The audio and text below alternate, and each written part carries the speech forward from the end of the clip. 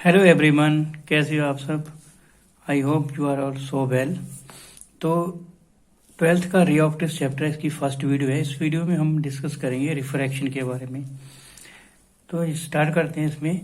ये देखिए, light is electromagnetic waves. ये हमने ऑलरेडी पढ़ रखा है कि लाइट जो है वो इलेक्ट्रोमैग्नेटिक वेव्स है, और जो उसकी स्पीड है लाइट की वो होती है 3 × 10⁸ मीटर पर सेकंड। ये हमें ऑलरेडी पता है। तो रिफ्रैक्शन क्या होता है ये देखेंगे। रिफ्रैक्शन क्या है, अब इस डायग्राम को ध्यान से देखो आप। ये रे एक आ रही है, इस रे को बोलते हैं incident ray. Incident ray, okay. अब जैसे ये रे कहाँ से आ रही है, एयर से आ रही है, और एंटर करती है दूसरे मीडियम में। दूसरे मीडियम में यहाँ पर वो ग्लास मीडियम है, ग्लास में एंटर करती है। ग्लास हो सकता है, वाटर हो सकता है। जैसे ये इस मीडियम में एंटर करेगी तो क्या होगा कि ये थोड़ी बेंड कर जाएगी, ऐसे इस तरह से ये बेंड कर जाएगी। तो इसी फिनोमेना को हम बोलते हैं रिफ्रैक्शन ऑफ लाइट। तो देखिए क्या है कि deviation of light ray when it travel from one transparent medium to another transparent medium, this phenomena is called refraction of light. अब यहाँ पर ये जो है, यहाँ पर ये लाइन नॉर्मल है, परपेंडिकुलर है, 90 डिग्री एंगल है इसका। और नॉर्मल के साथ जो इंसिडेंट रे एंगल बना रही है उसको बोलते हैं एंगल ऑफ इंसिडेंस। तो आपको याद रखना है कि नॉर्मल के साथ जो एंगल होगा वो एंगल ऑफ इंसिडेंस है। उसके अलावा जब ये रिफ्रैक्ट होगी तब ये एंगल बना रही है आर, इसको बोलते हैं एंगल ऑफ रिफ्रैक्शन, ओके।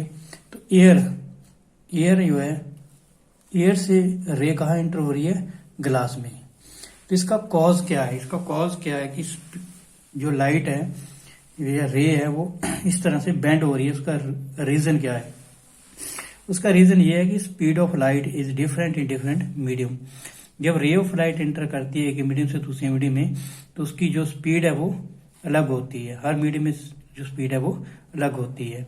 इसको बोलते हैं, ये हम रिफ्रैक्शन का भी एक पार्ट है कि जो स्पीड ऑफ लाइट है वो डिफरेंट होती है डिफरेंट मीडियम में। आई होप यहां तक आपको क्लियर हो गया होगा। अब रिफ्रैक्शन के बाद होते हैं लॉ है, लॉज ऑफ रिफ्रैक्शन। इसके दो बहुत इंपॉर्टेंट लॉ है।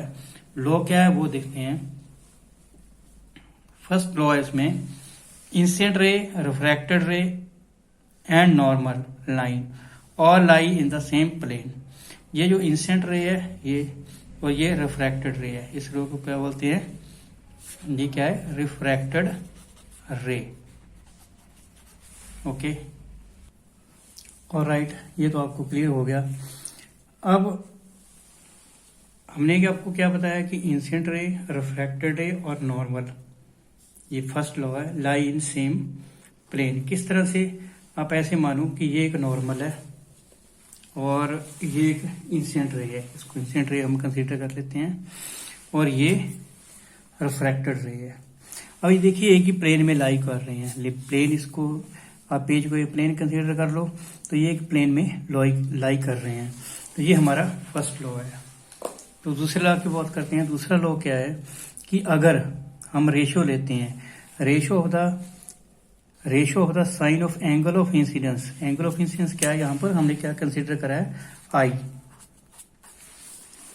To the sign of angle of refraction are is constant for a pair of to media. तो ये हमारे पास इस तरह से लिख सकते हैं, sine i upon sine r is constant. और इसको इस तरह से लिखते हैं n/1। n क्या है यहाँ पर, ये रिफ्रैक्टिव इंडेक्स है। तो रिफ्रैक्टिव इंडेक्स आगे हम डिस्कस करेंगे तो आपको क्लियर हो जाएगा। अभी आपको फिलहाल ये लॉ याद रखने हैं, ओके। अब बात करते हैं आगे कि रिफ्रैक्टिव इंडेक्स क्या होता है। रिफ्रैक्टिव इंडेक्स की बात करते हैं। रिफ्रैक्टिव इंडेक्स को हम एन या म्यू से रिप्रेजेंट करते हैं। अब हमें रिफ्रैक्टिव इंडेक्स जो होता है वो बताना है आपको क्या है। वो होती है, this is only simple the ratio of speed of light in vacuum to the speed of light in medium. ये तो हो गया हमारे पास। अब रिफ्रैक्टिव इंडेक्स का एक्चुअल मीनिंग ये है, रिफ्रैक्टिव इंडेक्स हमें ये बताता है कि how fast the ray travel in the medium.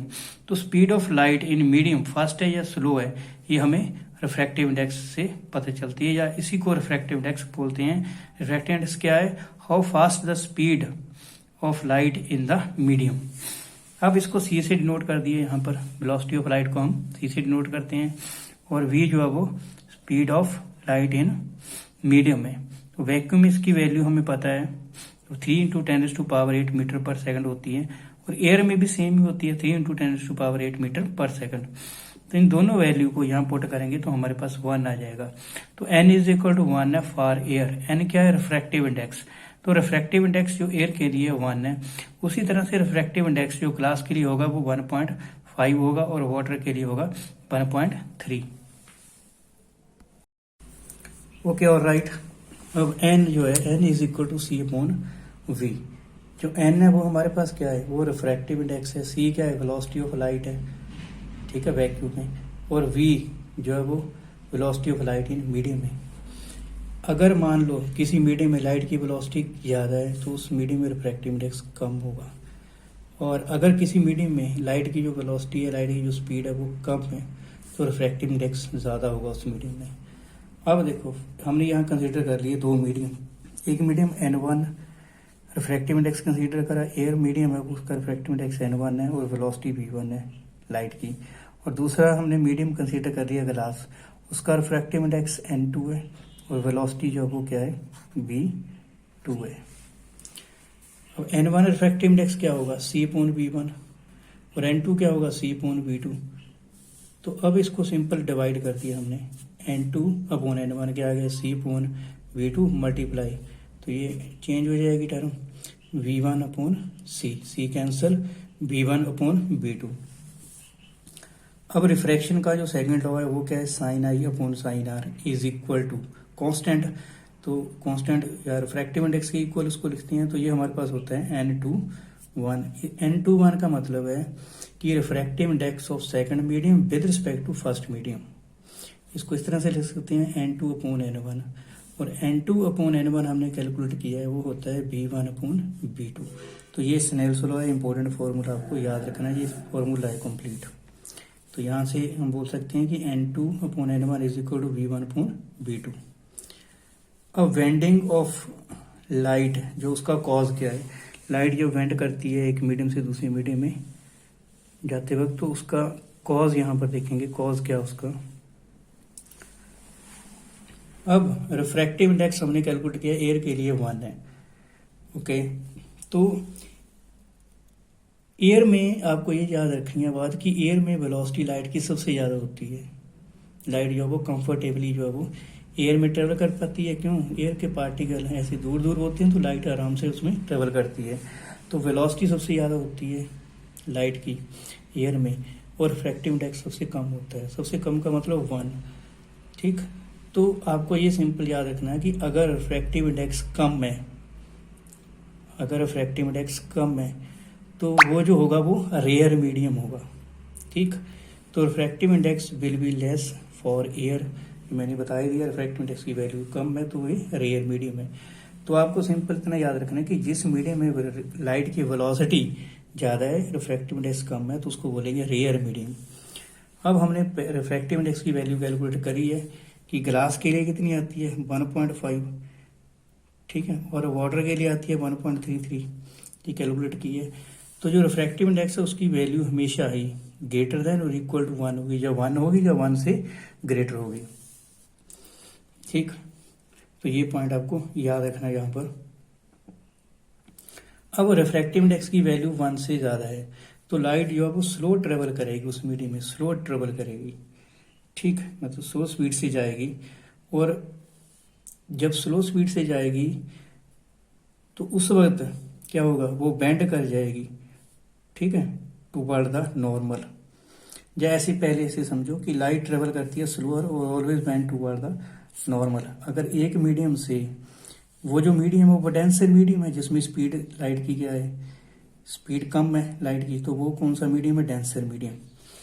तो आप ये याद रखिएगा, जब भी रे ऑफ लाइट, ठीक है, रेयर मीडियम से डेंसर मीडियम की तरफ जा रही है, या ऐसे मानो कि जब रे ऑफ लाइट एयर से वाटर की तरफ या एयर से ग्लास की तरफ जा रही है तो it will bend toward the normal. ये लाइट की प्रॉपर्टी आपको याद रखनी है। अगर रे जो है वो कहाँ जा रही है, rare medium to denser medium जा रही है, तो वो क्या करेगी, वेंड होगी किस तरफ, टूवर्ड द नॉर्मल। अब दूसरी बात करते हैं, सपोज कर लो यहाँ इस केस में क्या था, रे कहाँ जा रही थी, एयर टू ग्लास जा रही थी, ठीक। अगर हम मान लेते हैं कि दूसरे केस ले लेते हैं कि अगर रे एंटर करती है ग्लास टू एयर, अब ग्लास का रिफ्रैक्टिव इंडेक्स 1 से क्या है, ग्रेटर है, तो रे of light greater refractive index से कम रिफ्रैक्टिव इंडेक्स में एंटर कर रही है, तो लाइट जो है वो फास्ट ट्रेवल करेगी सेकंड मीडियम में, ठीक है, एयर में ज़्यादा ट्रेवल स्पीड से ट्रेवल करेगी। तो उस वक्त क्या होगा कि ये रे ऑफ लाइट है वो बेंड करेगी अवे फ्रॉम द नॉर्मल। तो आपको याद रखना है कि when the ray of light enter from denser medium to rare medium then it will bend away from the normal. ये प्रॉपर्टी है जो आपको याद रखनी है। अब यहाँ लिखा है R mean rare to denser जा रही है तो टूवर्ड नॉर्मल बेंड करेगी, ठीक है। अगर डेंसर टू रेयर जा रही है then always bend away from the normal. यहाँ देखो एयर है, ये ग्लास है, अगर इस मीडियम में आ रही है, एयर टू ग्लास आ रही है तो नॉर्मल की तरफ बेंड कर जाएगी। अगर ग्लास टू एयर जा रही है तो away from the normal bend करेगी। Okay, thank you for watching this video.